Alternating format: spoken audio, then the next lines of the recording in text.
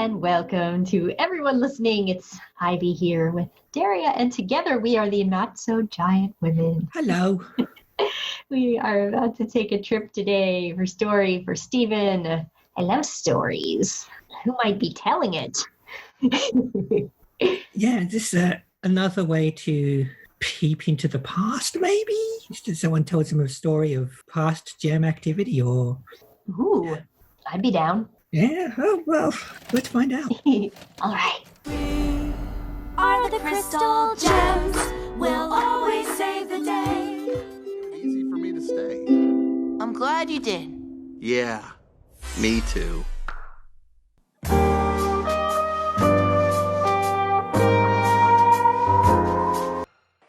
That was a story for Stephen. A much shorter How I Met Your Mother.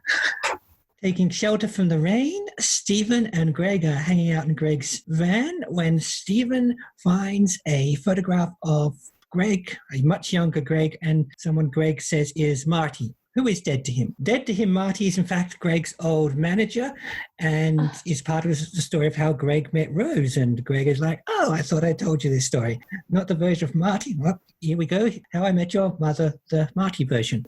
Flashback to... nebulous couple of decades or so ago, and Greg is playing quite the concert as Mr. Universe, a lot of space-themed rock going on, and when we snap back to reality from the musical images, it is him on a stage on the beach in front of a bunch of empty chairs, but for Rose Quartz in a flashback in the flesh. She is solitarily... well, she has to solitarily because she's the only other person there. She is clapping for him. She was impressed by his music, even if no one else was there to be so. She misunderstands some of his space references as being literal, but he has taken enough with her and her compliments to give her a free CD and T-shirt. He realized the T-shirt he has at his merch table is too small, so he pops back to the van to get her an extra large. And turns out that Marty has been entertaining a guest called Vidalia in the back of the van. There is some arguing back and forth. Marty, here's Greg's vampiric-looking manager. He's not very nice to him. Obviously, Greg, why he's decided to parasite off this hardly getting a listener, let alone a crowd musician for his meal ticket, we'll never know, but that is what Marty is doing. He is getting a 75% cut of whatever Greg does, which, as Greg is giving stuff away, is currently 75% of nothing, i.e. nothing. Yeah. When the huge woman, Rose, has disappeared before Greg can give her the T-shirt, he doesn't quite follow her as work out where she went, which is down to the beach. We get a bit of a traipse through past era beach city. And at this point, the beach is actually fenced off with "Keep off the beach, please" on a sign. And Greg briefly talks to a purple owl who talks back because the purple owl, as we can tell from its purpleness and the crystal on its chest, is amethyst. Flies away. Greg chases after her.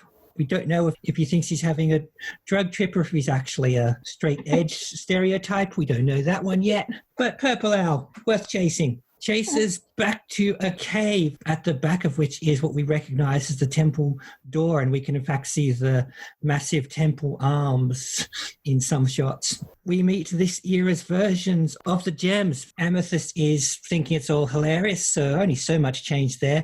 Pearl is already a bit grossed out by humans. And when Rose appears, Pearl is a bit, you know this human, you know who this one is. And they try to get him to play for them, which he almost does, except he realizes he has to be at another concert. Garnet also threatens him in case the music isn't any good. He runs back in his van to get driven to Empire City by Marty, and he's wistfully still remembering the giant woman, hoping that they all meet again. And Marty is saying, this is your problem. You want to have one big woman, you can have several smaller ones. Oh, classic Marty. After some more casual abuse, Greg gets sick of Marty, saying, why does he make all the decisions? And kicks him out of the van right next to the Beach City "See You Soon" sign, sort of already there back in whenever, and drives back to town to find an enormous woman, Rose. Rose Rose is very, at first, I'm sorry, we can't be together. I like you, but you only have a short life, and I don't want you to give up on everything you've dreamed of. And he says everything he's dreamed of is her, and she's taken by that. And we snap back to the present, and Stephen's all, oh, you loved her. And the universes tease each other, be it quite adorably. And Greg puts the photo of him and Marty up next to his other beloved photos and reflects that for all Marty's troubles, he made it easy for him to stay in Beach City, where he, of course, met Rose, had a son, built a life. And that's this episode. Yeah, it's a good one. Yeah, quite a good one. Definitely probably part of a story we've been quasi expecting for some time. Yeah. I don't know if I solidly expected a flashback episode, but when I realized that's what we had, I thought, yeah, this has been coming for a while. Right. You kind of implied in our intro that maybe he would give some background. Somebody would give some background, but it's more Greg's origins than Jem stuff, but it includes Jem stuff. Yeah, it's probably the most of, well, I'd say probably is the most of Rose we've ever seen, and certainly the most we've ever seen not filtered through something else. Yeah, it's pretty much a straightforward, honest-to-goodness flashback, even though ostensibly it's Greg telling it to Stephen. So we actually get to see what is supposed to be an actual representation of what they looked like and what they said and did. Yeah, we don't get any hints that he's doing any unreliable narrator stuff. So right. And even so, most of the time we've seen Rose before, even depicted, it's been as a shapeshift or a projection or on a screen. And yeah, in the flashback, she is there in the flesh. If what Jem's bodies are made of can be called flesh. Yes, for lack of a better word, I guess, in person. Yeah. Yeah, it's really cool to see her and to see young Greg. Yeah, and we also see some glimpse of past era Beach City and what the Gems were like shortly before we met them. Everyone's got an earlier version of their outfit. Yeah, which is charming, even though we know it means they must have died to change their look. Yeah. So creepy. Like, oh, cool new outfits. When did you die? Yeah. Oh, Garnet looks downright casual compared to some of the modern day things. Whereas Pearl looks like a dance mom. Yeah, Pearl. There's that dance theme that often pops up in Pearl's outfit. And Amethyst has cute short hair. Yeah, she kind of has a toddler vibe almost. I mean, she's the same size, but she looks like she's dressed like a small child, which is weird. And a lot of people thought it was like, why does she look younger if she's supposed to be thousands of years old? And I just think, well, they can look like anything. So, you know. I can just go, that's how she's looking at the moment. Yeah. I don't know, kind of the way that she held on to Rose's dress was like very small childy. So maybe that's just what their dynamic is. We've never seen their dynamic until now. Yeah. And of course, she hasn't spent any time raising a child yet, which might have an effect on her attitude. Sure. Yeah. It is pre-Stephen and pre-everything. It's neat to see like the entrance of the cave with no house. There's some differences to Beach City. Like, I think the Big Donut wasn't there, but some of the older businesses like Fish Stew Pizza was there. Spotted Fish Stew Pizza and a sign to elect Mayor Buck Dewey. Yeah, which I believe, I don't know where they got the information, but somewhere in there, in the lore of this, it's supposedly that is Mayor Dewey's father was named Buck and who our Buck is named for. So I guess it's a family thing. that makes sense. So I was tossing up between he's the granddad or Buck is a nickname that the dad once had, but either work. I think they have a money theme because Bill. Mayor Dewey is Bill, and then there's Buck. Weird. Yeah, I got that sort of Hill Valley vibe that same family is going to stay in the same business for generations. Yeah. And young Greg has definitely a Stephen vibe to his face. When he doesn't have the beard yet, he looks very much like Stephen. Oh, yeah, he is definitely halfway between Stephen and his modern day self.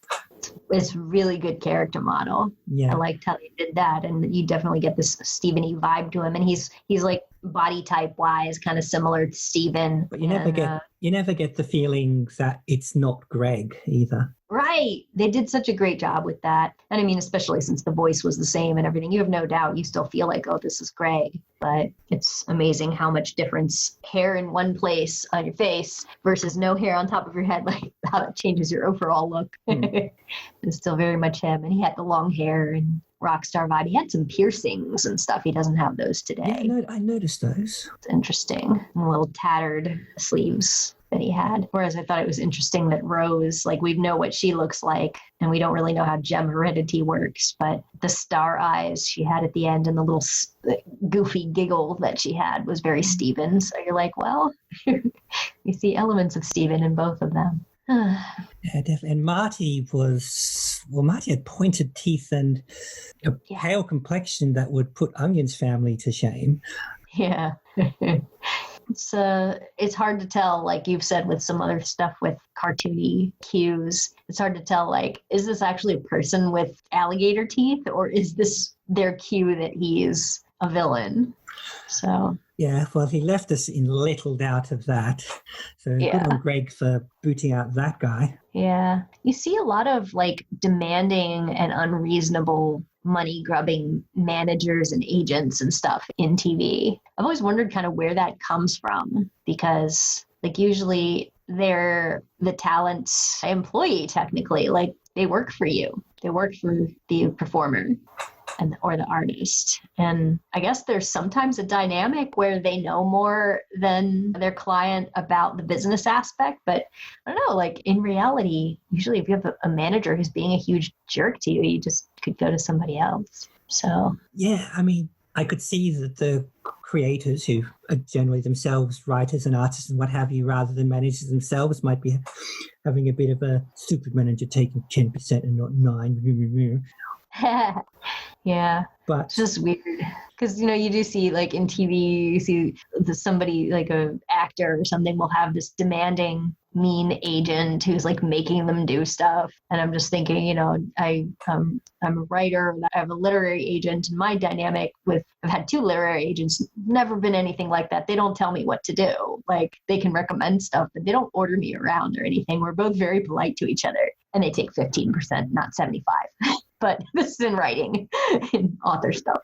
Yeah, I guess maybe it's just a type that resonates. And I mean, we have heard tales of people like Colonel Tom Parker, who obviously I don't know what he's like in real life, but is usually presented in most accounts as being like that for Elvis. So maybe there's this type of story that resonates with people. And I mean, in this particular scenario, I could easily see that Marty had been horrible enough to sort of convince Greg, who is his own kind of naive at this point, that this actually is a good deal he's getting. Yeah, not my 75%.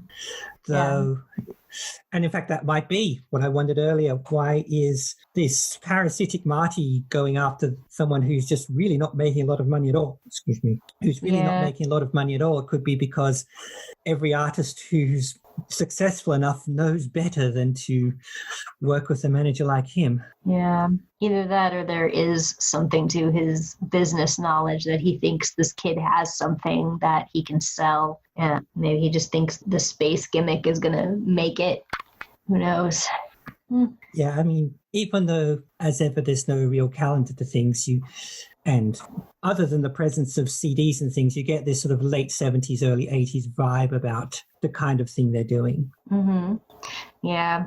Van had a tape deck in it that didn't work, which we know in modern times he has a CD player in there now. Yeah.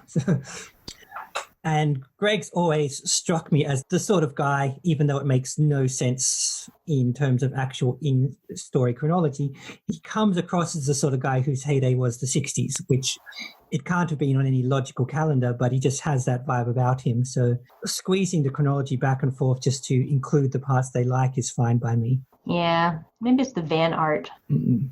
It's very psychedelic 60s. Yeah, and to me it's just his general vibe. Mm-hmm. Yeah, they don't solidly explain what decade we're in at this point, but it's pre-Steven, and they don't tell us how old Steven is.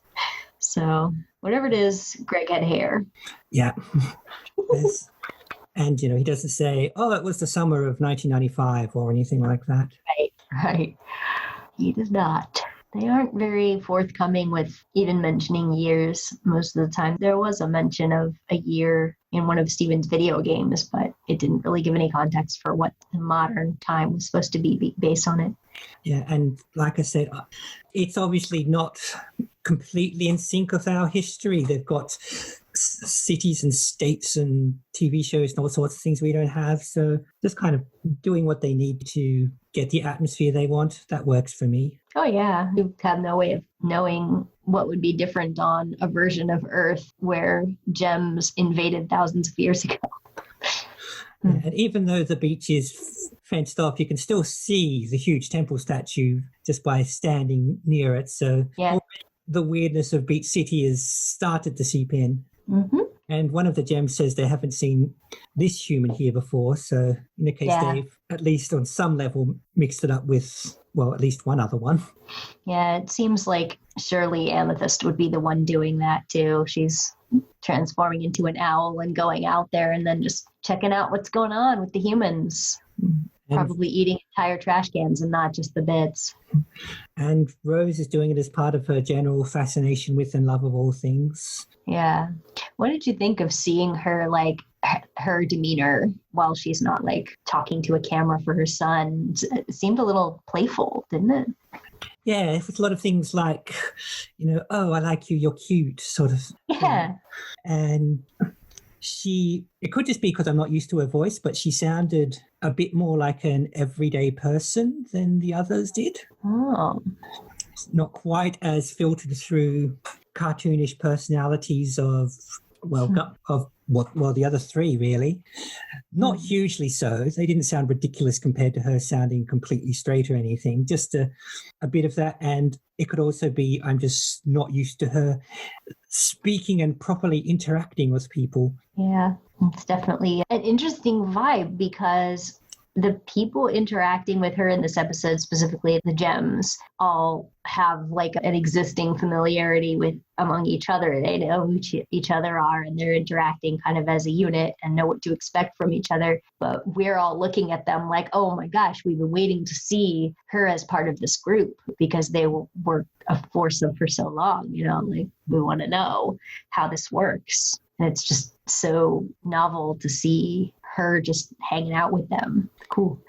And, well, obviously this was at least partly practically because we're mostly seeing through Greg.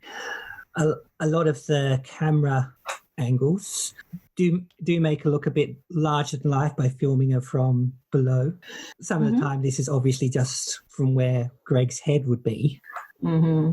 Yeah. And they did manage to convey the sort of that the aforementioned love of all things is a genuine emotion she had. It's not part of the re-remembering of the deity that is Rose. This is definitely something about how she really was that came across in the performance and in the writing. Yeah. And she seemed to be genuinely appreciating and encouraging Greg. She didn't sound like she was, just being polite about it or anything. Yeah, she was like entranced by what was happening and very drawn in and unselfconsciously engaging with it. Yeah, whereas Garnet was basically, if the music's not great, I'm going to hit you with my enormous mallet hand. Yeah. Yeah. Whereas Amethyst is like, oh, play something, Music Man. And Pearl has already expressed, she's just like, I can sing. Like, what do you need him for? I'm here. I can sing. Which is funny, partly because, yes, we know she can, but also just from her fellows' reaction to it afterwards. Right. They're all just kind of giggling over it, and she's blushing like, what? Statement of fact here. Even Garnet's cracked up. Yeah, she did.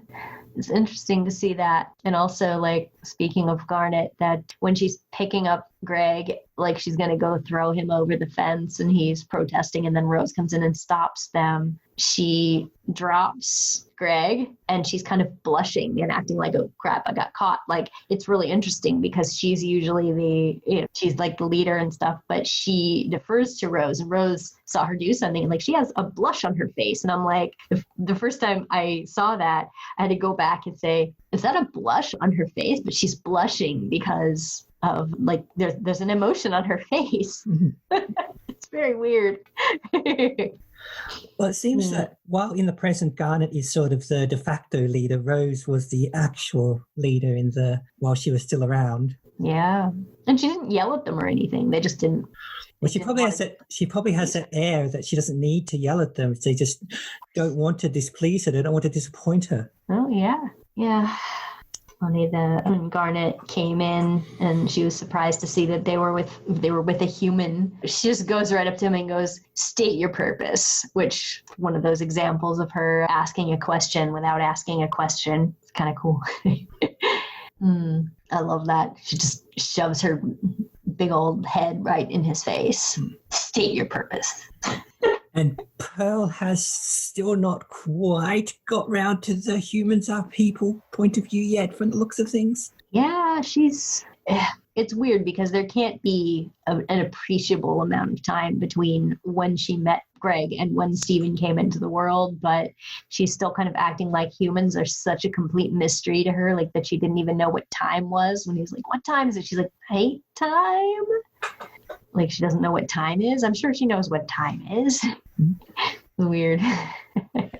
Yeah, I can buy that raising Steven gave them more interaction with human affairs. Yep. Even if only to a limited degree. But you've got that if they've been here 5,000 years, you think Pearl at least would pick up on the concept of telling the time.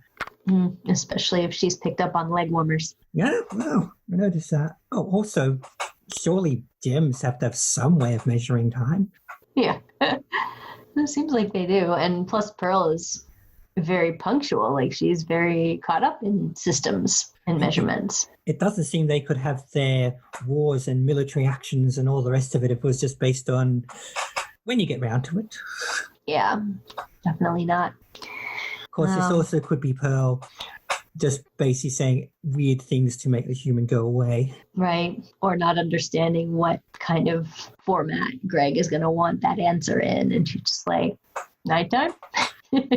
Like that. But she didn't seem actively hostile toward Greg until she seemed like kind of frustrated at his existence when it was clear that Rose had some kind of affection for him or positive feelings toward him. It was a bit like, has Rose found another stray?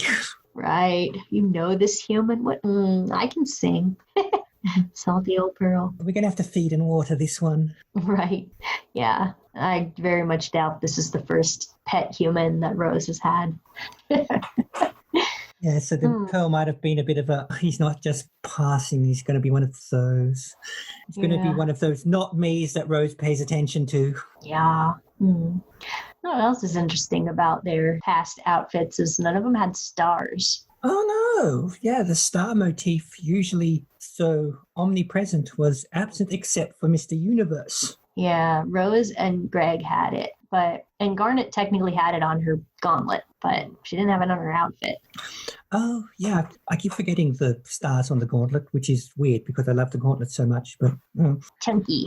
I like them. Yeah, Garnet had like black pants or something, I think, like these high-waisted pants. Yeah. And then like a shirt with a squiggle on it or something. Yeah, and by her standards, a fairly low-cut shirt. Right. Scoop neck thing. Yeah. Amethyst was dressed like a toddler, and she didn't have little stars on her knees. And Pearl just had her little leg warmers and her dance mom outfit. Her hair would seem longer, like it was not sticking up in the back; it was more down. Yeah, and it was kind of fluffy. It was not so styled. Well, if she was a regular person, I'd wonder if she just got out of bed or something. That kind of hair. Maybe Amethyst's hair was the big difference. Maybe they all take on the star motif in memoriam after Rose gives up her physical form. Yeah, that was kind of my theory, is that they would do that. It's interesting that Greg seemed to have that star motif himself, as well as Rose having it on her dress around her gem. I wonder if also that could be a bit of either in story or out, maybe just some shorthand of this is how these two are meant for each other. They already both like stars. Yeah, it's written in the stars for them to be together. It's a bit like in a rom-com where people first make contact because they're both reading the same book or something. Right. Yeah. And of course, he's got a space gimmick, and she's like, oh, he's singing about space. This is so cute. I love that part where she's like, his gimmick is space. And Pearl just goes, like, she's so sort of offended and baffled by it. And probably also a bit of a, oh, if he only knew. Yeah. I love that. I also like that because at first it looked like Rose was entirely taking the lyrics of the song literally, but later she obviously understands or has quickly come to understand that they're just song lyrics. They're just a thing. Right. She knows what a gimmick is. Yeah. Oh, well, space train to the cosmos. How will you get back? It's like, I'm never coming back. She's like, oh, that's awful. This is your home. Yeah, so like, how can anyone not want to be on Earth? It's so wonderful. Yeah, so I guess she's also maybe a bit playing along there. Yeah. He's Mr. Universe. I mean, there are a few bits, probably as much for the sake of storytelling, where they do come across as if they've been on Earth like 10 years rather than 5,000. Yeah. And surely, given they are defending the whole planet, they can't have just been staying within a kilometre or so of that one beach in North America. Surrounded by a fence. Surrounded by a fence, yeah. Is that a gem technology that leaked out? They put that chicken wire fence there 5,000 years ago, and ancient fence builders saw it. Yeah. I also got the idea it was Rose that added the please to the stay off the beach sign. I think it was Rose who added that. I could see it. Yeah, I guess they just didn't want people to climb it like Greg did. Yeah, that's probably how some of the other humans got there, because there's a fence and a sign, but they haven't gone to too great a lengths to keep people out. Yeah, it's not like it's electrified or anything. Yeah, it doesn't even have, well, it's not even particularly high, and at the top it doesn't have spikes or barbed wire or even just netting to befuddle someone trying to climb up. Yeah, and Greg did not seem like he was necessarily the athletic type, and he was able to do that just very easily. Pearl's probably just confused, but how did they get past this? There's a sign telling them not to. Right? Yes. Yeah, historically she does have that issue, doesn't she? Put up police tape thinking it would keep humans out. Yeah. Might as well just put up a neon sign saying free watermelons. I mean, I don't doubt there's also a whole bunch of fanfic dealing with this era of Steven Universe world of Beach City. Yeah. And it's probably also tempting to show a bunch of younger versions and or parents or grandparents of the modern day characters. Right. Another previous generation. I guess, Mayor Dewey would have been Greg's age. Yeah. Maybe around like early 20s kid, just getting started, probably trying to get elected mayor of his college. Or it's that irony thing that he thought his dad being in politics was so uncool. You never catch me doing anything like that. I live for the moment, man. Who knows? We have not gotten to see a flashback for him yet. I'm sure he had big sideburns in the past. I really like Amethyst's hairdo was really super cute. And I loved it. That when she was crawling around on the ground and crawled through Greg's hair and said that she really liked his hair. And it made a lot of people say, like, maybe that's why the next time she reformed, she stole it from him. She has very similar hair. Yeah, there are similarities. I've noted those before. But I do love her shorter hairdo. It's really cute. It just makes me wonder how canonical is that older picture of when Garnet was punching the shark in the old-timey picture, and she had long hair. She could get it. It's a good few hundred years, so, she can get long and short and long again. Yeah. I mean, some people were kind of, I guess, interpreting this as being longer ago than it was, or suggesting that Amethyst was a little kid, and we're kind of not paying attention to the fact that she claims to have come out of the kindergarten the same size as she is. Yeah, and she indeed still fits exactly into the hole. Right. So Yeah. she's not bigger or smaller during this episode. Yeah, I think if this were if this episode in isolation, you could take a lot of cues about the gems being younger than they are, but in the face of all the things measuring hundreds and thousands of years, you just Right. have to go with, well, they go through phases. Yeah. And she has no reason not to look like that. I mean, it doesn't mean anything to her or for her. Yeah, but yeah, it's after the end kind of thinking, yeah, if you saw this and posited that the gems had only been on the Earth a comparatively short time and had just been holed up behind their fence for a few years and not really interacting with humans until Greg really breaks them out of their shells, that would be completely fine based on this episode. It's just based on others. We know it's not how it works. Right. In fact, it kind of fits this episode better than the stuff in the other episodes, to be honest. But I think that's Right. also just a bit of storytelling gimmick of, in the past, people look younger. Yeah. Yeah. Even the instrumental track when they come in is titled Young Gems. And, you know, they are technically younger, even if it's only 20, 30, 5 years. Mm-hmm.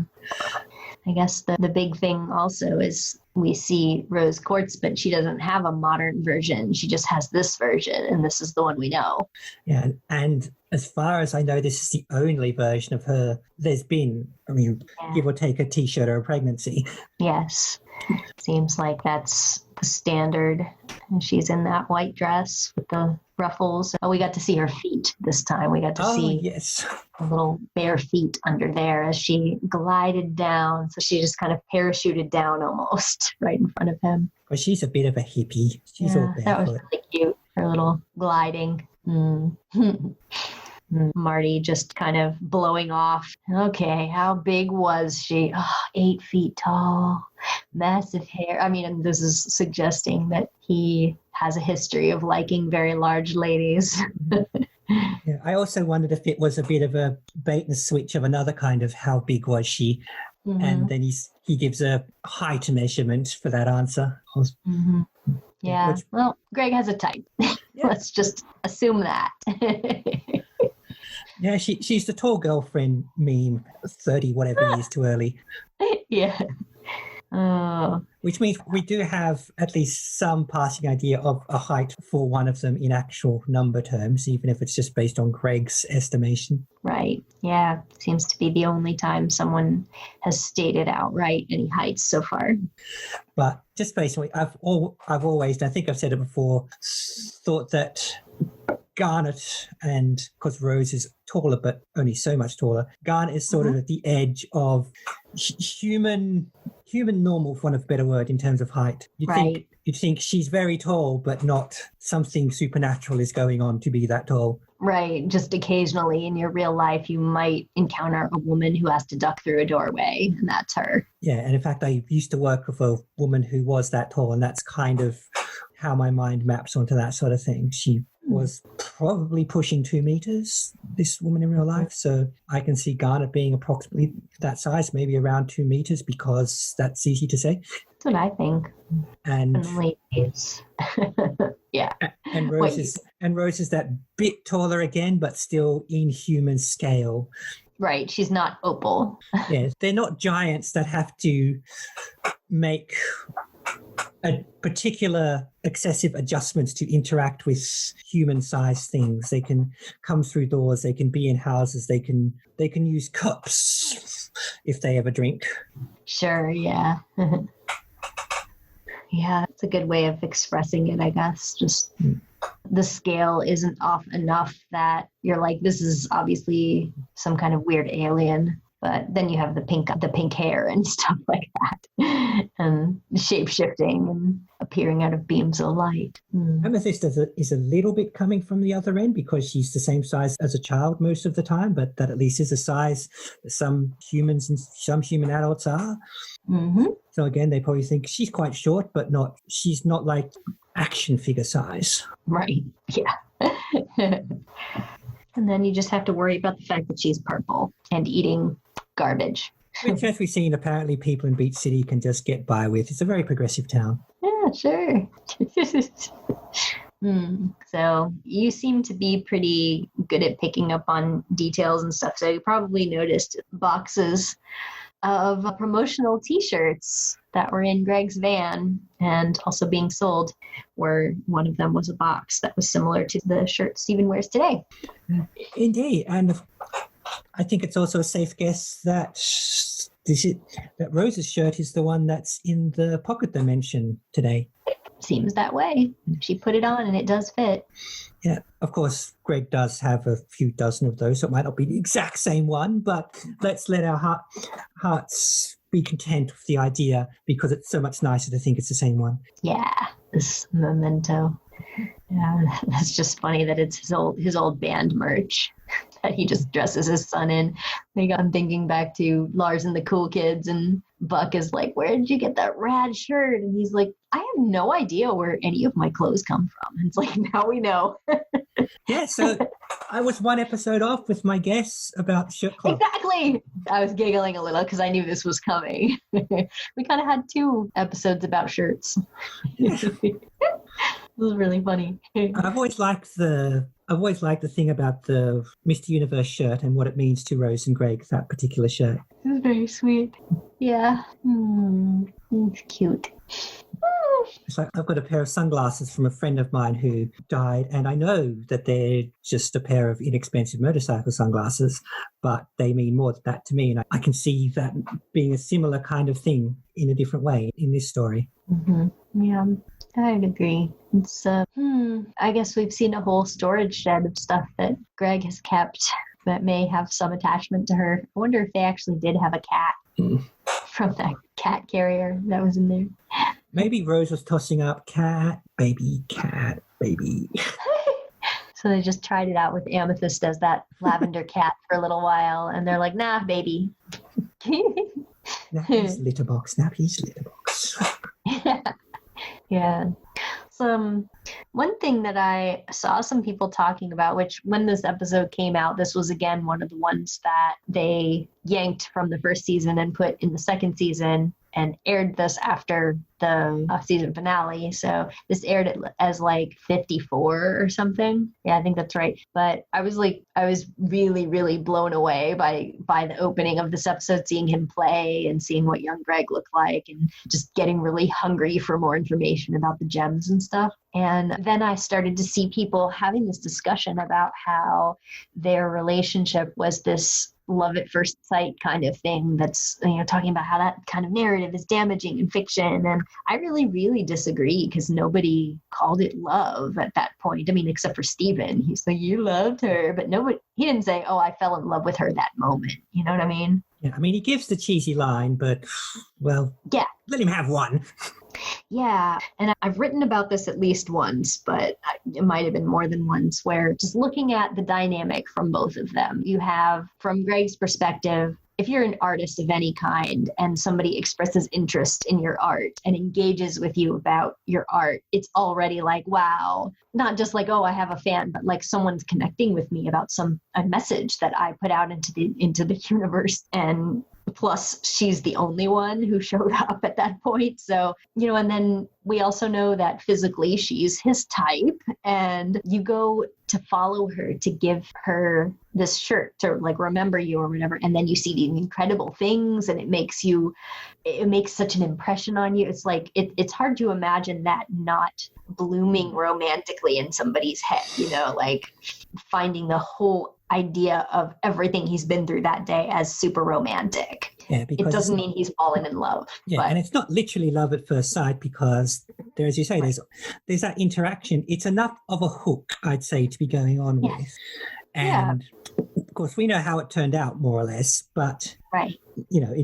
I'd file this on this may not happen in real life, but it's close enough to could happen, apart from all the magical stuff and especially, I think we also give it a bit of artistic license, because 10-minute show. Sure.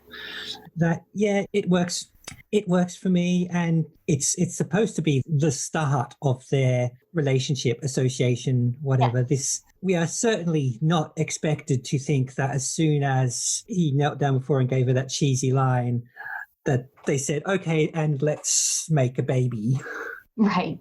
Yeah. It's not like this was the beginning of a relationship that, from that point on, we always knew we were meant to be together. It's just how they met. And especially very romantic people would probably be like wanting to follow signs. There's not as much on Rose's side, I guess, for what she might see in Greg, but she clearly enjoyed the music and liked that he had a space gimmick. And, then he takes that care to come find her and brave the fence and be threatened by Garnet and all that stuff to come bring her something for free, to give her something in her size that she could wear, that she did wear. And she clearly has some qualms about his short life and eclipsing all of his wants and needs. But, that's got to be really attractive for someone to come to your place and serenade you like that, And we're up to their third encounter by this point. So, of course, they've all been quite short, but either of them could have made the decision at any time to, I'm not going to come back, or you don't come back, or whatever. Mm-hmm. So even though it's all in the space of one night, there is a progression. Mm-hmm. And Greg's probably young and starry-eyed enough to sort of get overwhelmed with those feelings that... Yes. And younger people do that. So, they do. Well, so do older people sometimes, but it's more prevalent in the young. Right. And then there's also the fact he had kind of been thinking about these lingering feelings like, oh, we're on to some other city and we're going to be playing. And I'm still thinking about this woman and hoping that I get to see her again. And then he has this argument with Marty, and Marty almost crashes the van, and he has this near-death experience, which I guess emboldens him to say, no, I'm not going to do what you say. I'm going to go back and be with her and find out what that is. Like that he had a rude awakening there that like at any moment his life could change direction in a way he doesn't want it to, and he's going to seize it. So, I mean, anybody properly curious who met those gems would be like, I kind of want to see what's going on back there, but on top of that, if you're attracted to one of them and she's wants to play with you and thinks you're cute, like that's something that's important. And it being the all-loving Rose, and her love for all people and things is very genuine. Mm-hmm. So I don't think that it would have to be a supernatural thing, and we're in a supernatural world anyway, for Greg to have picked up on that on some level. Mm-hmm. So right. I don't think I think this is a fantasy, a romantic fantasy, sure, but I don't think it's harmful love at first sight thing. Right. I mean, especially since we don't get part 2 at this point. We don't know what they did from there. It's not like they got a place together and bought a dog and, started planning their wedding. And also, we're also kind of dealing with a foregone conclusion because we know it works out for them. Yeah. So no matter how they presented the past, it would have been we know this worked. We know whether it was a slow build or an instant thing that it worked. And because you're kind of telling the story in the opposite order, it's not even if it were love at first sight, it's not even saying love at first sight works. It's saying it would be saying love at first sight worked for this union we know has already prevailed. Yeah. And even though, as you said, there's no indication that this is an unreliable narrator situation, but it is ostensibly, it's allowed to be shown to us in this format because it is Greg telling Stephen what happened. So this could also be the version of it that he wants to show to his immature son. Mm. So it seems pretty plausible, though. There's nothing about it that makes it feel like, oh, he's editing out some parts. Especially like that exchange that he has with Marty about you want one huge woman when you could have multiple smaller ones. And he's like, ugh, Marty, women are people. And Marty's kind of like, that's an interesting theory. Yeah, just very, very basic feminism there. Women are people. You don't say, Greg. Yeah, well, so, it's certainly left to the older viewers to guess what Marty and Daria are up to in the back of the van while the concert was going on. They did have all of their clothes on. True. But we do hear from Marty afterwards that Vidalia and her friends were wild and crazy. Yeah, they're definitely alluding to the trope of the rock band, or in this case, rockstar groupie, Yeah. and of people in the right place getting their share of action with them, for want of a better word. Yeah. I remember Right, seeing some argument from some fans about like what Rose might have meant about, you're awfully cute and I really want to play with you. Like most people were like, wow, that sounds like she thinks humans are just weird toys. But there were some people, like for a time, myself included, I was thinking like, does she mean like play music? But, I think ultimately I ended up looking at that like, nah, she's just talking about playing with him. Like, this will be fun. We'll play. But it's a weird line, isn't it? Yeah, it's a weird line no matter what you assume she means. Right. Mm-hmm. The way that she was saying it, sort of like, this is the responsible thing to say. That you have dreams. Your life is short. I don't want you to give up on everything you want. Makes me think like she's probably been at least made to feel guilty before about like eclipsing some poor short-lived human's life and not caring about them having their own life trajectories that she is derailing. Yeah, she may have unintentionally had like a 50-year fling with some human that completely took them out of any hopes, career, life progression, family they would have done. And later she's gone, oh, right, they're gone too quickly. Better control myself.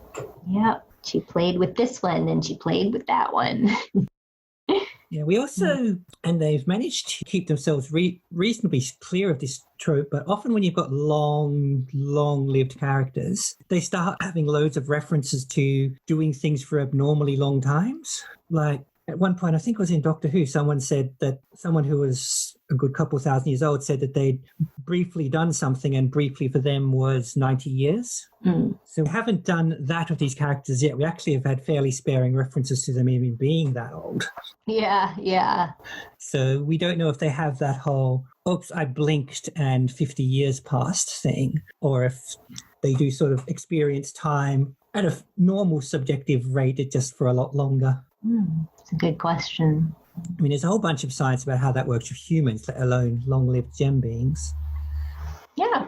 It's kind of like why your first day on a new job seems to go for ages and ages, much longer than the one day before it, because it represents the entirety of your time at that job at that point. Yeah, definitely a situation of relativity.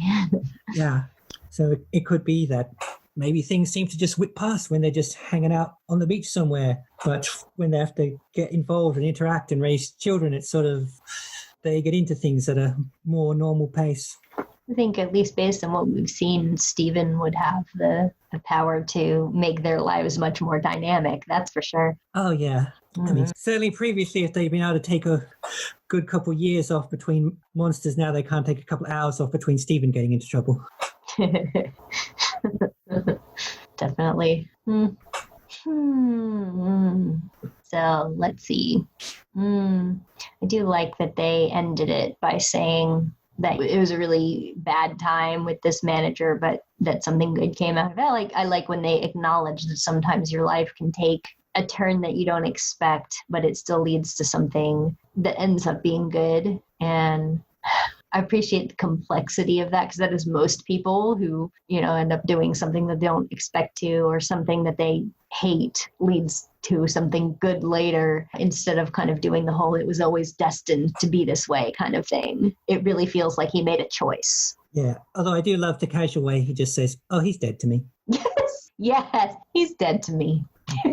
Just this smile on his face. That's a really good delivery. I love his delivery. Oh. But on the other hand, a photo of him, you've not only still got it, it's near the top of all your crap, so. Yeah, he had his drink on it, and it stuck to the bottom of his drink. How did it get there? Using it as a coaster ever since.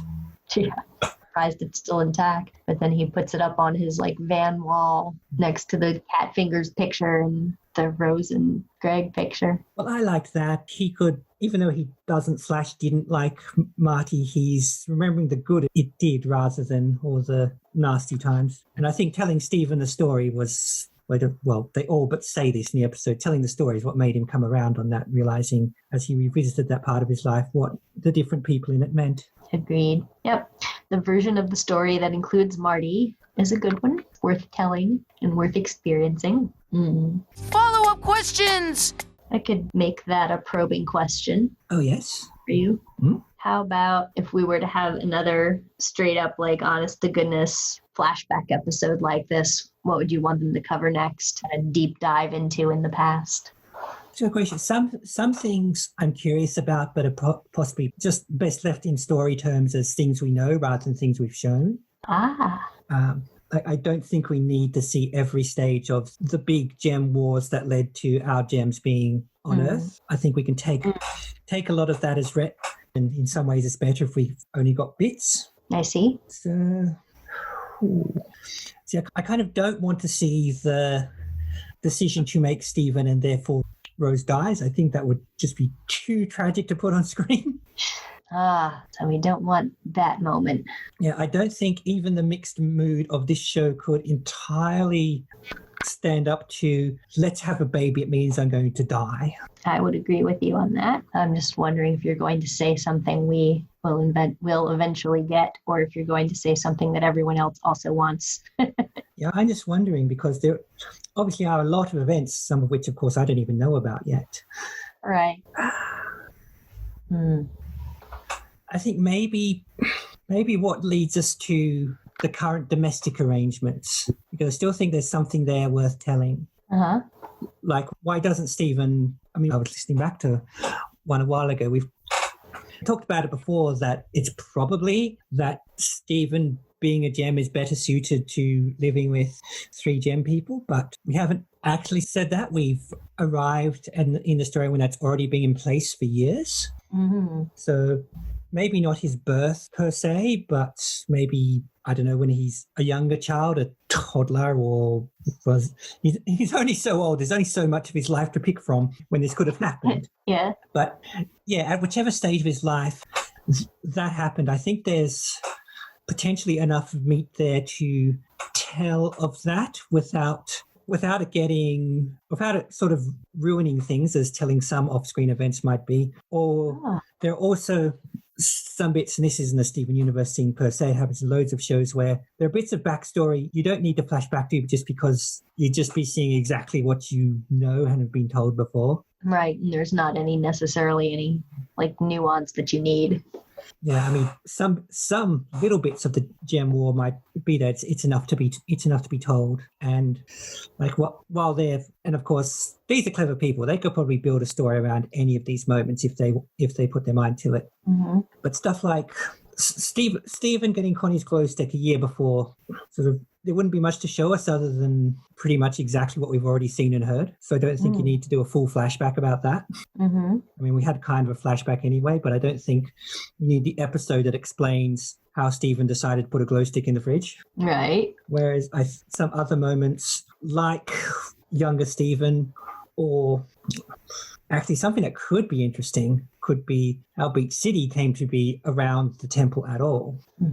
Because if the gems have been hanging out doing gem things for hundreds or thousands of years, certainly there wasn't a colonized European American town there the entire time. So someone would have had to say, this is a good place to put a town, and the gems would have been, hey, someone's building a town right next to our big temple home-based magical place.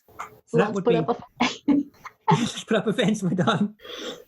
So that could be, in fact, that could be a good supplementary story, because it's not necessary to tell it per se, because we can guess at it, but you can easily, I think, tell a story around that and make it a good story, and not just, and then they built a town. Right. So yeah, that's it. Of course, there are all sorts. You could do all sorts of like settings and kisses with history when you've got 5,000 years to play with, but a lot of them aren't particular events that tie into the gems as we currently know them. Like they were around when the Roman Empire was, so there's fodder right there. Assuming there was a Roman Empire. Well, yeah. I'm basing the idea that there might be rough similarities between their world and ours, and That's what I think. There'd kind of have to be. Yeah, and that Beat City wasn't actually there since the planet was formed or something. Yeah. Watch, there's like this prehistoric version of fish stew pizza. Very Flintstones. Yeah. They've got a pizza stone. Oh my God, I need to go back to Catfinger. Oh, I think some of the ones that I would like to see, like whole flashback episodes, are basically anything that involves characters meeting, because I like this Rose and Greg first meeting thing, and I would like to see every one of the characters that I know first meeting each other, It'd be cool. Well, yeah, I mean, we saw the retelling of Pearl and Rose deciding to stay on Earth, at least how... That's true.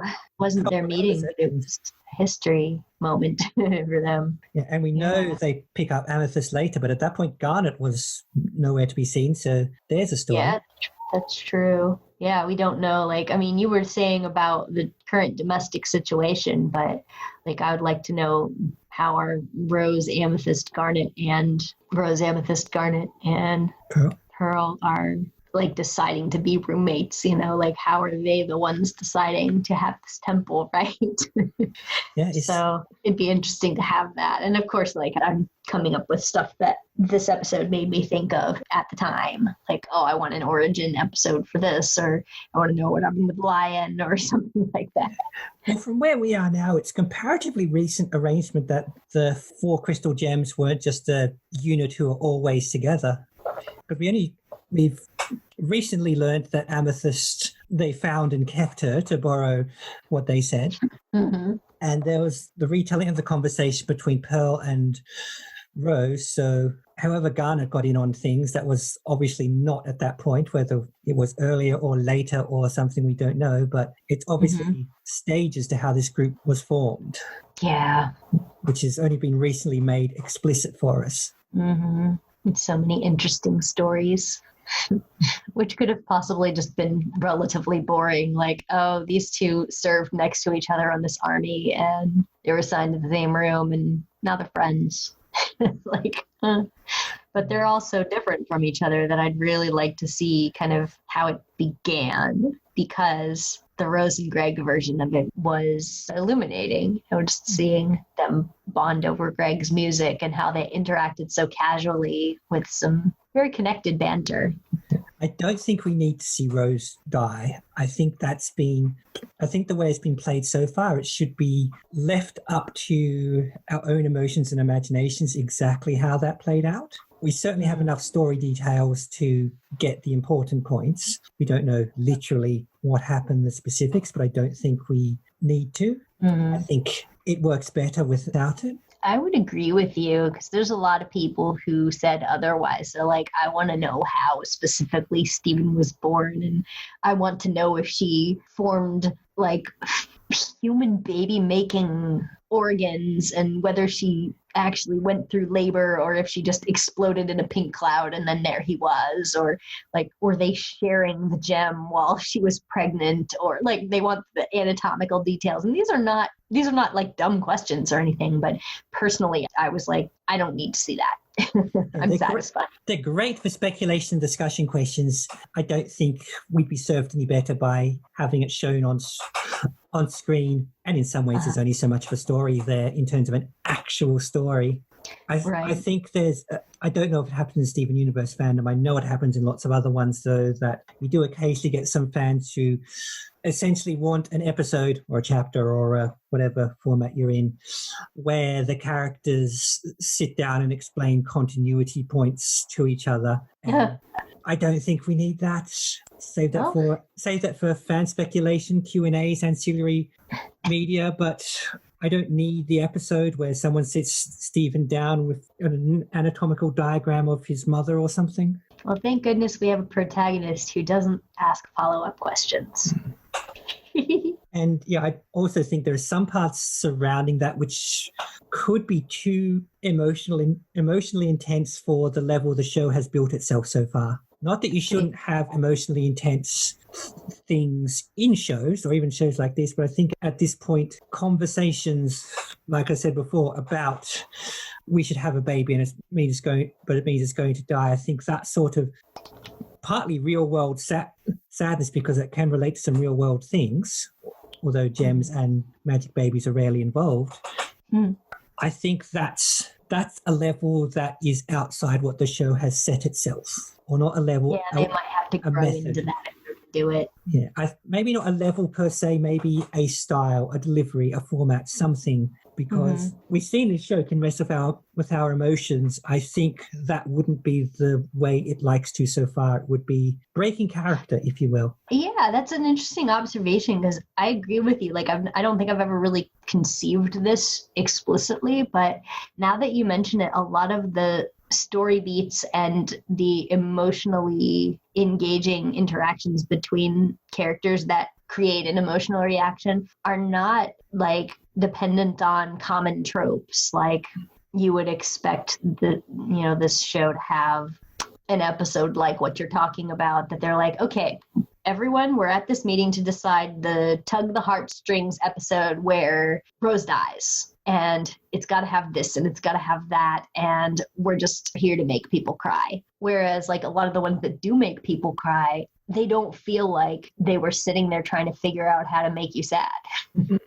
Or banking on these are things that make people sad. Like there's a dead mom in this one that'll bring tears, And it's been a kind of heart-tugging that they know they can come back from in time for the next episode where they accidentally sell a magic donut or something. Yeah. I mean, we went from watching Pearl sobbing in a field, desperately sad about the love of her life being gone, to discussing the ending of a book and whether one of them liked it. Yeah. And I feel that was a mood shift they could do. They got away with that. They handled that. I think if you took it too far, too raw, there we go, then it would not feel right, almost putting almost anything else after it. In the emotional overall spectrum the show has made for itself so far. Yeah. I mean, we know the show isn't always happy. We've seen characters nearly die and we all had emotions over Amethyst coming this close to dying, and so sad events happen. Sad events are talked about, but I think too raw on the screen, to hit the audience too hard in real emotions, and you can't go, hey, wacky space rock fun the following week. Right. You would have to maybe ease back into that if you were going to go back. Yeah, that's true. I see what you mean. I guess, like, as we get to some episodes in the future, I might have to ask you, like, do you feel like they did that at this point? Because I do sometimes feel like they'll have a really heavy episode and then they must have sat there thinking, well, what can we do to follow that? And then they're like, Funland, But I feel like they understand how to ride emotions in this show, so I agree with you on that. The mood shift, the tone swing, however you want to phrase it, can certainly be done and used well, but do it wrong and you throw out the audience or break the show. Yeah. And I think a lot of people who watch the show for one kind of thing might be frustrated if too much of it is the other kind of thing, and there's no middle ground. And a lot of episodes have both of those things. They'll be wacky and zany for half of them and then do this. Yeah, the maximum capacity. Oh, yeah. Drag us along with the Butler show. Yeah. Yeah. A lot of episodes that start very lighthearted and then really just side swipe into like a completely different emotional palette, I guess. I'm thinking of stuff like Mirror Gem, where he's super excited about summer vacation, and at the end he's released an unknown ancient person from a gem who threatens him and his family with waves. Yeah. And a lot of the tragic and emotion is also through a supernatural filter as well, and I think that's part of it. Yeah. Even someone's death is going to be something to do with space magic or really comes back down to space magic, but it's going to be something supernatural and weird that isn't going to happen to the audience. Exactly. Which is probably why they care about putting a bike helmet on Steven when he's riding a bike, but not when he's charging around the highest cliffs in Giant Woman. Well, exactly, that sort of thing, yeah. Wear a bike helmet when you ride a goat. Whereas, Yeah. Anyway, so that was that. Yep. Oh, plenty of music this week. It sure was. I mentioned the Young Gems background thing, but there was the funny little thing where Greg sings a little bit of Space Train to the Cosmos. He's like, one way ticket and I'm ready to ride. And then 2 legit songs. The first one was amazing. Yeah, you also get a bit of the edge of the Ziggy Stardust in character as a space guy vibe. There you go. Pick that up. Pick that right up. Yes. Yeah, the music wasn't terribly Bowie per se, but, well, at least not very Ziggy Stardusty, but they like to mix around of things, and they rarely have direct analogues. Yeah. The Comet song, it was just called Comet, although some people call it Like a Comet, but that was probably the best Greg song so far. Really, just the images are cinematic, and it sounded really good. It's a really rocking song. It's captivating. It was for me. And both the sound and the image showed us how much Greg was getting into it. So however disaffected Marty is, Greg is in this for the art. Yeah, some of the lines are very interesting, though. Like some of the ones that were references to him being famous were just like, and as my albums fly off of the shelves, handing out autograph pics of myself.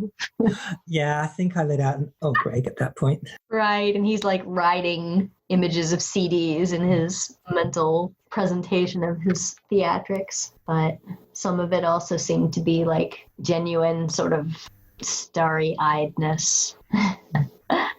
So it's interesting. And then he had this other calmer song called Destiny that he sang for Rose about he's got range. believing in destiny. He's got range. He does. So yeah, I really enjoyed that opening scene. Like, I feel bad for Tom Sharpling, who has to sing for Greg because he hates to sing, but he did a decent job in this. Yeah. I didn't sit there thinking, oh, this guy's not a singer. Yeah, it wasn't like, oh wow, this singing is wowing me or anything, but it was competent. I wouldn't turn it off. No, I listened to this like legit, man. And when I play that song on ukulele, it does not sound very rockin', but I can do it.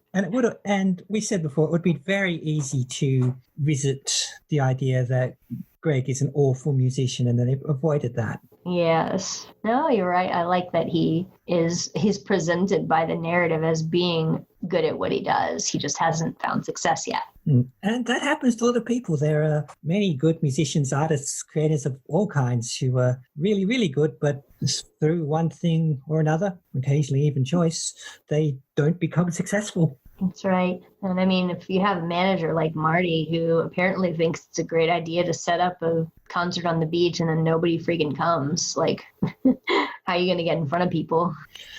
Yeah, okay, Marty, you must be a pretty awful manager if you can't get anyone to show up to a concert on the beach at night, because I've seen around, people come to any old thing. Oh, sure. I mean, you at least stop and listen to the song going on before you walk down the beach and collect another shell. Maybe you don't visit the merch table, but it's okay. Yeah, I do really, really like that song. It's really something. I think that they took the band name? Like, I think somebody associated with writing the music for this was in a band called, I think, Jade, and they put on his guitar, it said Jader. I saw that. I wondered what that was a reference to. That was like a close up on his guitar. But I think that might have been part of a song that they wrote, and they reused the music. I have like a vague memory of having seen a visual of this band, and by the time we edit this and put this up, if I can find that, I'll definitely include it in the visual version of this podcast. Gosh, but I'm being a bad fan right now because I don't remember which person it was, which creator it was. Well, there's a jillion creators, so yeah, some of them might sadly drop out of the forebrain for a few minutes. To be honest, I don't know if I ever actually knew who it was, and that's why it didn't make it all the way in, but whatever. So we do not, however, have any food, even though we had lots of music. No, you'd think setting some food in the past to set the mood would be just the thing, but I guess not. Maybe because they're not making any money. So I didn't get to have any food adventures with this, sadly. Oh well. Also, there were a lot of songs, so I guess food had to go by the wayside. Yeah. Yeah. The song for Destiny, the second one that he played, was very difficult for me to learn on ukulele. I was trying to learn it. The chords are weird. Yeah, I'm not a musician, They but don't sound like doesn't immediately. I'm not a musician, but doesn't immediately strike me as ukulele songs. It would have taken some doing, I guess. Yeah, I know that a lot of the songs that I adapt from the show to ukulele do not sound good as ukulele songs, but this, especially with the rock undertones of it, it's not made to be a uke song, but it doesn't stop me. Yeah. So the description of this in the previews was Greg tells Steven the full story of how he met Ruth Quartz. Yep. Imagine reading that would get people super excited. Like, Yeah, what? that's what it says in the team. And again, there's not really much of a twist to give away. Maybe that Marty exists, but right. I don't think any of us were stunned by the notion that Greg had a manager at some point in the past, and right. that the manager happened to fit the above cliche of being kind of a jerk. Yes, and wanting 75% of all the stuff that he makes. I think that one's a bit of an aside for people who do understand how managers and agents work, because I think a lot of the kids in the target audience won't know how much agents are supposed to take from commission or whatever, however else they arrange things. But anyone who's had an agent or has known, well, you don't even have to have an agent to know this. Anyone who's got any experience or knowledge will go, yeah, 75's kind of steep. Mm-hmm. Yeah, the idea that the manager, the handler, the person who's not writing the songs or performing them is taking the great majority of the assets, you know. But I mean, I guess also if you look at stuff like having a mainstream book deal, like if I look at the contract for the book that I wrote, it's like the publisher does get most of it. My agent gets a percentage of what I make, but what I make is a pretty small fraction of what the publisher makes. But, you know, that's how royalties work. And the publishing company provides everything for the physical production of a book and the distribution. So that's what that's about. But it's not my direct employee or anything. Yeah, and in this case, they're a separate large entity to you and your agent, which is not the case in Greg's scenario where there's only the two of them. That's right. I bet you Marty makes Greg pay for gas, too. Oh, gas, the CD pressing, he's getting the shirt printed.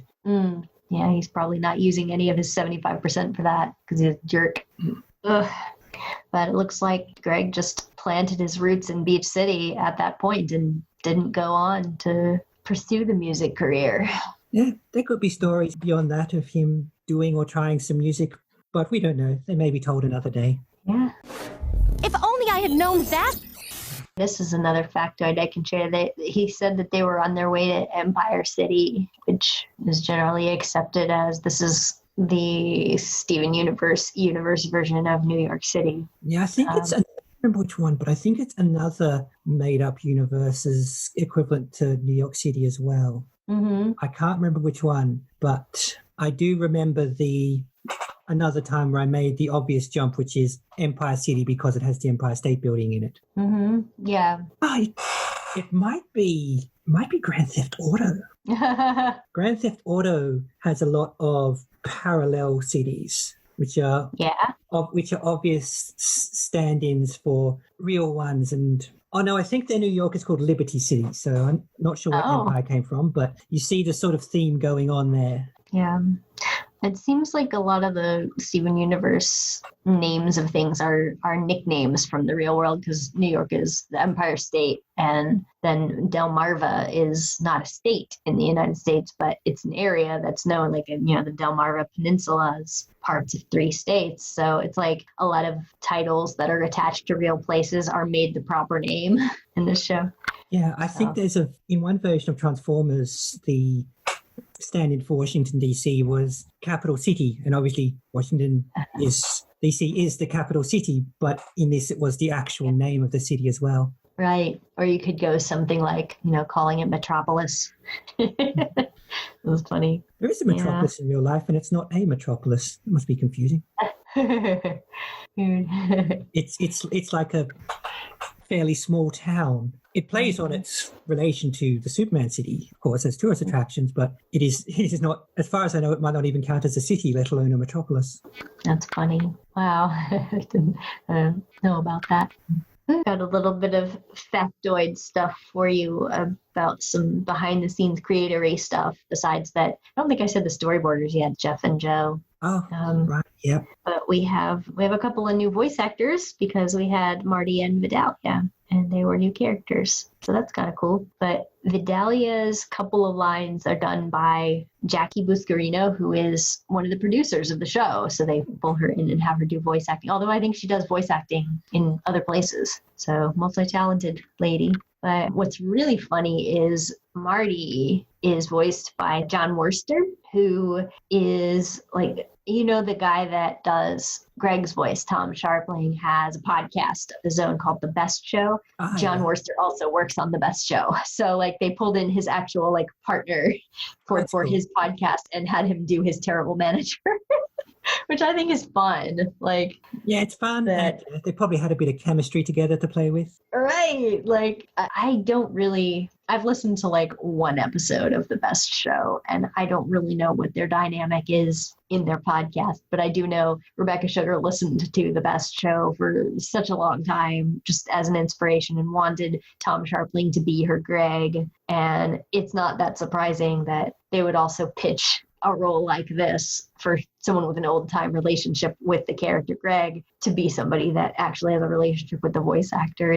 And she would have had this built-in relationship, you know, to be able to talk to somebody through him. So that's pretty fun. I like that little factoid. Yeah, I like that. Will you come be this absolute dick on my show? Sure. I love that. I can't think of anything else. Oh, wait, I just thought of something else. Amethyst, as an owl, they referred to her as Owlmethyst. Okay, that's cute. In like the storyboards. It was like, you know, character sheet to show what she looks like as an owl, and it says Owlmethyst. That's the label. I love that so much. Owlmethyst is so funny.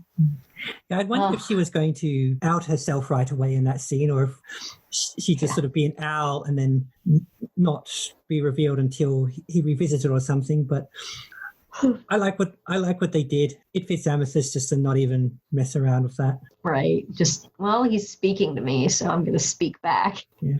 Well, you've got a bit of a thrill of, let's make this guy think I'm a talking owl for a few moments. Right. And then she's like, well, you know, I could tell you, but then I'd have to kill you. Ha ha ha. It's cute. It's very interesting to think Greg just walks up to this fence and figures, oh, I'll just pitch this question to that peculiarly colored owl up there, you know, assuming she won't talk back. But it is fun to think about Amethyst just taking the shape of local wildlife and hanging out, pretending to be that thing just for fun. It's cute. Brand spanking new, mint in box. I think all I've got left for you is merchandise. Merchandise, I was about to say, yeah. You know what it is? Yeah, I do. Yeah, you do. Here's my Mr. Universe shirt. Whoa! I could have been extremely extra and put on like a rose quartz dress underneath this, but it's just my jeans. So this is obviously not the extra large Mr. Universe shirt. It's a small, but... Because it would be a tent for you, Ivy. One of my friends has one that's at least extra large, and every once in a while we'll wear them at the same time and be like, oh, we're twins. So... And what Ivy did, viewers, just because this is kind of cool, so you get to share it, is we recorded this in a previous episode in a block, and you would have heard that she was showing off the Guitar Dad t-shirt in the previous one. And between episodes, I stepped away from the camera and the mic for a bit, and Ivy subtly changed shirts while I was out of the room without telling me. And keeps all the... I didn't. I still was wearing it when you came back, and I took it off while you were busy watching this episode. So we have a visual representation of this, like even though we don't release it, we have video. And if you want to watch me stripped, Daria, you can. You can back up the video and watch. Now, I was just like, okay, if I move too much, she'll see that I'm doing it. But eventually she's going to notice that my shirt is black now. Yes. The logo was below camera, so I hadn't confirmed, but I remember it was the off-white before, and now it's the black. And Yep. I did notice a black collar peeping below. Oh, yeah. Well, I do frequently wear a couple of layers just because I get cold easily, but most of the time, if you see me doing that, it's probably some kind of shenanigans I'm up to. Yeah, it's showmanship. Yeah, I figured that would be better than just like changing clothes sometime on camera. But Yep, and there's Guitar Dad, the original layer. yeah, I thought it was fun that I had a shirt day. 2 shirts in a row. That's fun. I like it, and I thought it was a cool idea the way you did it. Doing it sneaky while I got my eyes off the camera. Yeah, I do have some funny pictures of me wearing this shirt with like a rose quartz dress underneath it and walking around with my stuffed lion. Oh, I'm like, yeah, I'm Rose. I'm an extremely tiny Rose. Oh, I'm definitely not 2 meters tall or 8 feet tall. well, I'm taller than you, but I'm not 2 meters tall. No, and my hair is not particularly big or pink. No. It's long. Yeah, there's a lot of it, so you got something to work with. Yeah, I just don't think I could hide multiple people inside of my hair. I just think it would be really funny if Rose tried to go on a date with Greg and, you know, they start to get a little romantic and then Pearl comes out of one of those tube curls and says, like, what are you doing? She's been hiding in there the whole time. They could probably do that undetected. Well, if she went with Amethyst to a buffet, Amethyst would probably try to hide food to take home in Rose's hair. Oh, yeah. Could do that. Or she could just become a kangaroo and stuff a bunch of stuff in her pouch. Oh, I think that would make more of a scene, though, and shoving it into Rose's hair. It's very tubular. It's just, it's so well defined into these giant curls that are like big enough to stick your head in. I always think that artists have gone to great love with doing the curl ringlet. I mean, they're technically ringlet, but calling them any kind of let makes them sound small, which they're definitely not. Ring lobes. They look like one of those backyard obstacle courses where you crawl through the army tunnel. Bunch of those. I think I've seen people cosplay as Rose and they use like pool fun noodles for the hair because you just can't get the curls big enough if you use real hair. I think I actually also saw somebody, they were doing like a drag version of Rose and they said it was like 8 wigs they had to sew together to get that much hair on. Yeah, Rose's hair is definitely drag fodder. Yeah, I've definitely seen a drag Rose. Yeah, I mean, a drag Rose, drag Pearl. Huge pink hair. It's going to happen. Oh, yeah. I'm pretty sure the drag Rose I saw had a glitter beard as well, a pink glitter beard. It was really great. Yeah, that's some glamour, I tell you what. And Rose has these really interesting, like, pink lips. She has like a lipstick look on her face. Yeah, very glossy. Yeah, glossy. They're glossy. So, but Greg does not wear stage makeup. It's too bad.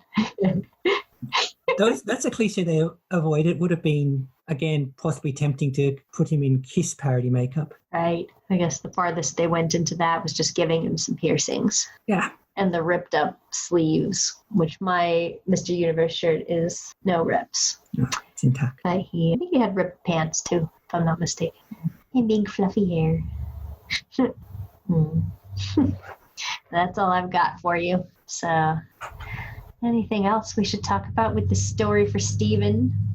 No, I think we've just about covered. We've dived pretty deep on this, and there's a lot to dive into. Yeah, I was hoping this one would be a nice, deep discussion because this is one of my highlights of the first season. So even though I saw it as part of a second season, it's a first season episode. Got transplanted. So. Well, it would have been easy to drop this out of the ongoing plot because almost all of it takes place in the past. Yeah, there's no indication that this rainy night in the van happened at any particular time in the timeline either. So I guess we will reconvene for the next episode, which you don't know the title for it yet, do you? Oh, I do not. Should I reveal it? Yeah, what is 49? The Message. Oh, that sounds ominous. Oh, yes. Yes, it does. So we'll find out as we get to the last 4 episodes of season 1. And we're going to have a fun ride. Yay! They must be going to jump back into the plot soon. They'd be running out of space not to. Either that or it's just a fortune cookie and he and Connie have Chinese food. Yeah, it's an answer phone message or something. Mm-hmm. Yep. That's all. That's a wrap. All right. Thanks for joining us, everyone. See you all next time.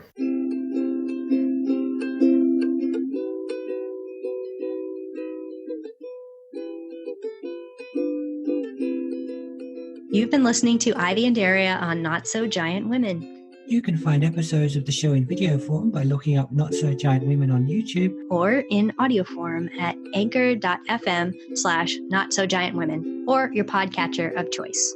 You can also find us on Facebook. Audio production by Daria. Video production and music by Ivy. Daria can also be heard on Podsploitation, the Ozploitation podcast. And Ivy at her Steven Universe fan blog at love-takes-work.tumblr.com. Steven Universe was created by Rebecca Sugar and remains property of Cartoon Network. No infringement is intended.